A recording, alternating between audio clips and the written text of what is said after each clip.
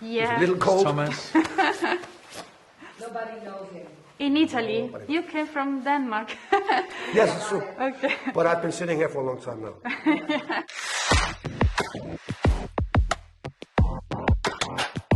Secondo la teoria di un filosofo norvegese, gli esseri umani nascono con un contenuto di alcol nel sangue troppo basso. Quindi se aumentassi il mio tasso alcolemico potrei accrescere la mia autostima. Tutti potremmo, anche tu potresti. Una bella idea, eh? You can tell me this movie was an excuse to make finally dance Mads Mikkelsen in a movie? Right. Well, I've always wanted to see Mads Mikkelsen dance. He doesn't dance privately because he's a professional dancer. Yeah. Or he used to be a professional dancer. But I hope the movie is about a little bit more than that. It was in my mind from the beginning of this film. I wrote it for Mads and for the three others. And I always wanted him to dance in the end of this movie. Spoiler alert here. It's a very important scene, but not because I used to be a dancer.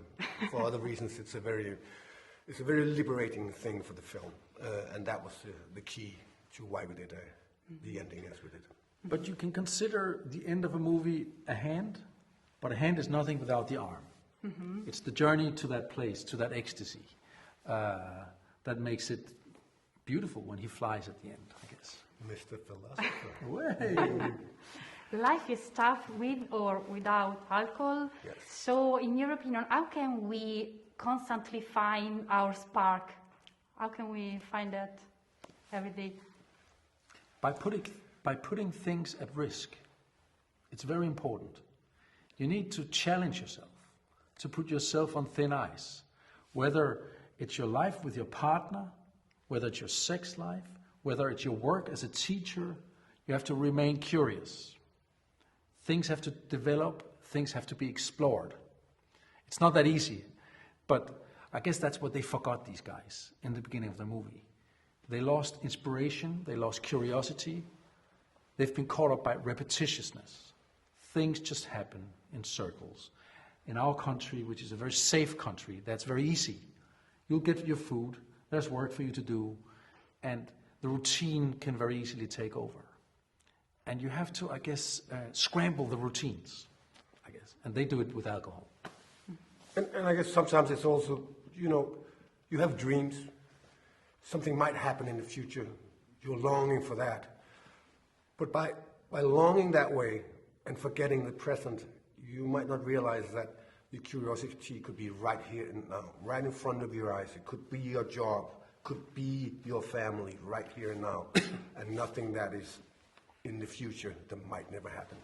Mm-hmm. Since he is a great fan of Chianti wine, what do you believe that Hannibal Lecter would think about this experiment? Oh, he would absolutely agree with the experiment. I mean, 100% sure. I mean, for him, life is all about that. To find the beauty in every second of life. Life is simply too short for him to waste 1 second on boring stuff. That's why he never eats McDonald's. He would have caviar, but... No, but the idea, he would enjoy this. He would definitely be part of it as well. Right. Great.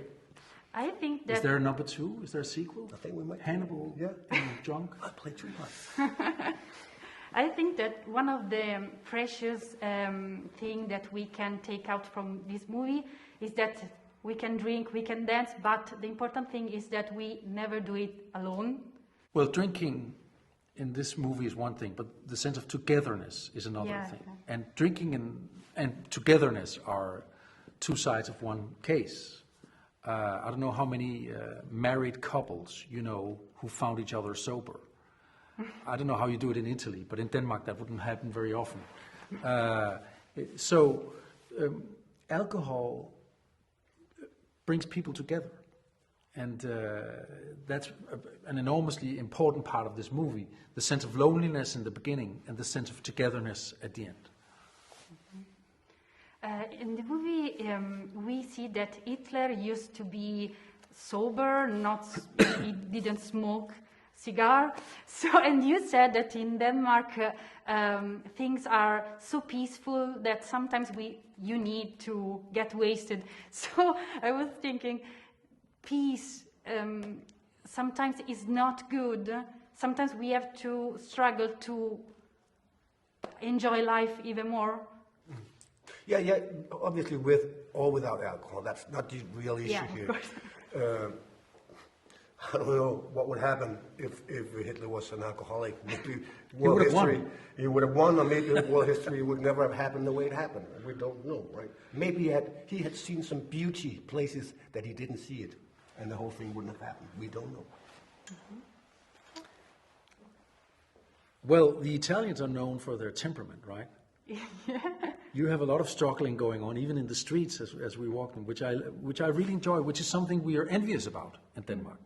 It's a very rational country that we come from, which is why I think we go a little bit more crazy when we go crazy. Mm-hmm. Okay, thank you so much. You're so-